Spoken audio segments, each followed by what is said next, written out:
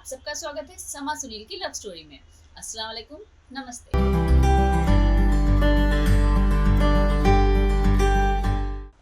एक तो है तलाक।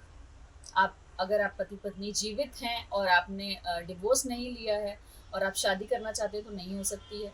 दूसरी चीज़ है इसमें हलाला, जो मुस्लिम्स में है कि अगर आपने शादी कर ली है एक लड़की से और फिर आपने उसे तलाक दे दिया है, 3 तलाक जो मैंने आपको बताया, मैं इसके खिलाफ हूँ। सबसे अच्छी चीज़ जो मैंने आपको बताई डिवोर्स को लेके, 3 तलाक जैसे मर्द दे देते हैं और हो जाती है, जो मुझे बिल्कुल पसंद नहीं थी बचपन से ही। इस चीज़ के खिलाफ तो मैं थी ही कि आपने डिवोर्स डिवोर्स डिवोर्स बोल दिया और वो तलाक हो गया, तलाक तलाक बोलते हैं। उसके बाद आपको रियलाइज़ हुआ कि मैंने शायद कुछ गलत कर दिया रात में, या मैं कुछ ज़्यादा गुस्सा था। अब आपको अपनी बीवी वापस चाहिए।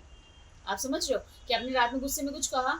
हिंदुओं में अगर रात में आपने गुस्से में कुछ भी कह दिया और सुबह आपने उठ के सॉरी बोल दिया, माफ़ी मांग ली, सब चीज़ें सॉर्ट हो जाएंगी। पर यहाँ पे क्या है कि अगर आपने गुस्से में 3 तलाक बोल दिया, 3 बार गुस्से में, और सुबह उठ के आप रियलाइज़ कर रहे हो, तो आप उस औरत के साथ अगर शारीरिक संबंध बना रहे हैं, वापस रहना चाह रहे हैं, तो वो इस्लाम के खिलाफ है, गुनाह होगा। आपको वापस अपनी औरत मतलब लेडी चाहिए कि आपको डिवोर्स के बाद शादी उसी से करनी है, तो वो नहीं कर सकते आप। हिंदुओं में ऐसा कुछ नहीं है कि अगर आपने डिवोर्स दे दिया और वापस उससे शादी करनी है तो आप फिर से कर सकते हैं शादी। बट इस्लाम में क्या है कि लड़की को पहले हलाला करना पड़ेगा। अब हलाला आपको मैं बता दूं, हलाला ये होता है कि उस लड़की को किसी और मर्द के साथ निकाह करना होगा और उसके साथ शारीरिक संबंध बनाने होंगे। इसे कहते हैं हलाला।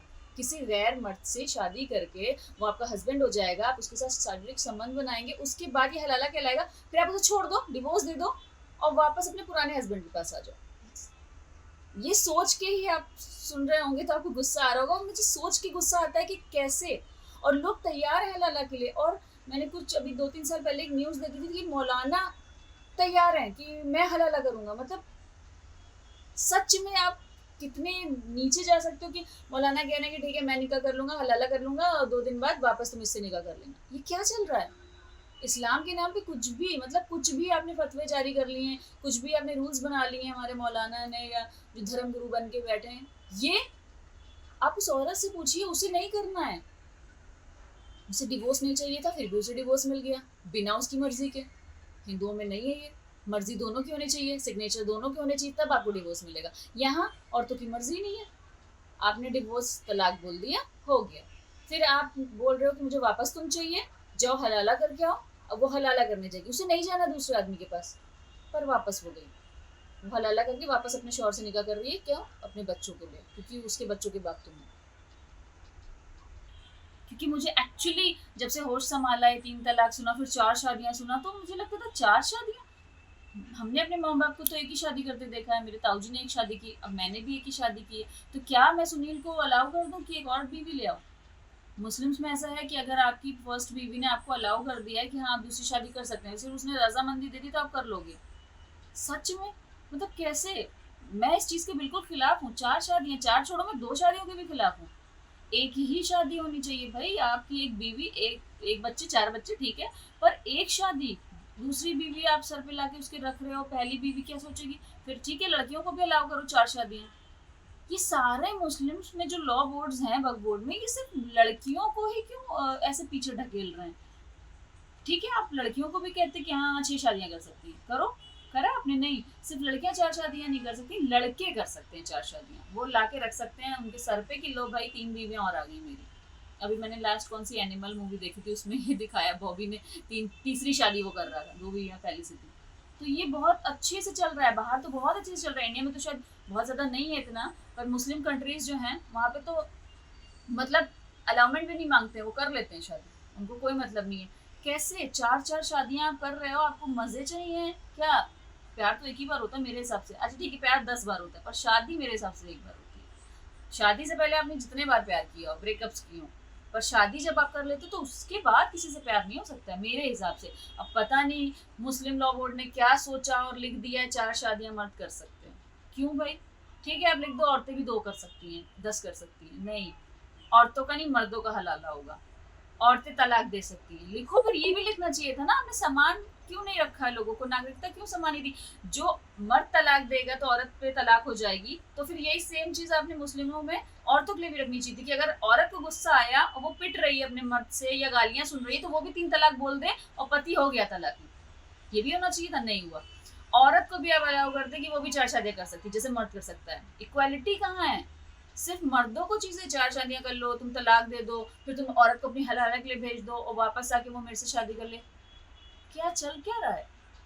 छोटी थी तब इतना समझ नहीं आता था, बड़ी हुई हूँ। सुनील से शादी की बात नहीं है कि मैं सुनील से शादी कर ली है तो मैं एक काफिर के साथ हूँ, तो मैं इन चीजों को अब डिफेंड ना करके मैं इनके अपोजिट में बोल रही हूँ, नहीं। जब मेरे जहन में शादी जैसी चीजें थी भी नहीं, जब मैं जानती भी नहीं थी कि क्या होता है, तब से मैं इन चीजों के खिलाफ हूँ। हाँ, ये अलग बात है कि बोलने का मौका अब आया क्योंकि लोग मुझे सुन रहे हैं, तो मैं आज आपको ये बता रही हूँ कि मुझे मुस्लिम लॉ बोर्ड से दिक्कत है, इनके इन कानूनों से। और जो होंगे कानून या फायदे के लिए होंगे उनकी बात नहीं कर रही हूँ, जिनसे मुझे दिक्कत है मैं उनकी बात कर रही हूँ। 3 तलाक, हलाला और ये इद्दत के दिन, ये सारी चीज़ें जो है मुझे इनसे दिक्कत है और यूसीसी इन्हें बैन करेगा और मैं इससे बहुत खुश हूँ और मैं चाहती हूँ आप सब भी इससे खुश हों। हमारे इस्लामी धर्म गुरु जो हैं उनकी बातें ना सुन के आप यूसीसी, यूनिफॉर्म सिविल कोड, इसका मतलब होता है सभी को समान नागरिकता।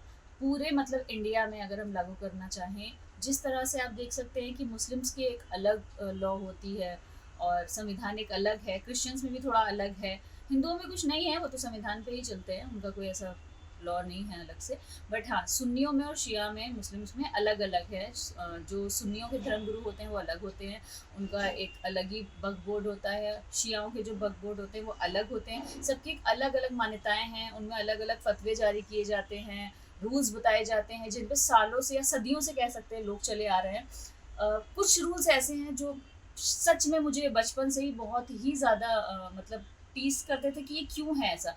जिस तरह से आप देख लें 3 तलाक, मैं इसके खिलाफ हूँ बहुत ज़्यादा कि कभी भी हस्बैंड वाइफ में लड़ाई हुई या फिर बहुत ज़्यादा हाई टेम्पर्ड में हस्बैंड किया, उसने बोल दिया 3 तलाक, मतलब तलाक तलाक तलाक, तो बस खत्म हो गई लाइफ उस औरत की, जिसने 20 साल से या 10 साल से या 50 साल से उसका घर संभाला हुआ है।